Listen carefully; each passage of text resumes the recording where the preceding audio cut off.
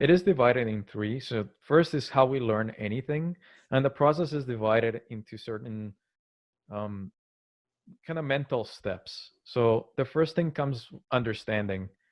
Is, let's say you're reading a book and you understand everything that's being taught to you, but after you close the book, maybe days later you don't remember much of it, and you think like, why don't I remember the lessons? Like, I understood the book, I don't remember having trouble reading it.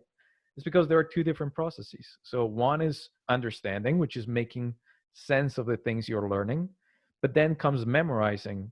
So even though they're related, they're two different processes. So second step is memorizing. So you start to internalize all the concepts you understood. After memorizing them, then comes the practice. This is putting all that theory into execution as you develop the skills. Next is bridging. Is after you've been practicing something. So let's try to put a concrete example.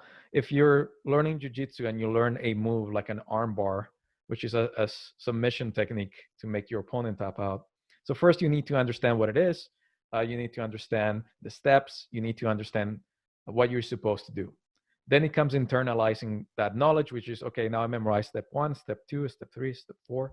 And now you go into the mat and start practicing. So now you're practicing the move time and again until you have it right.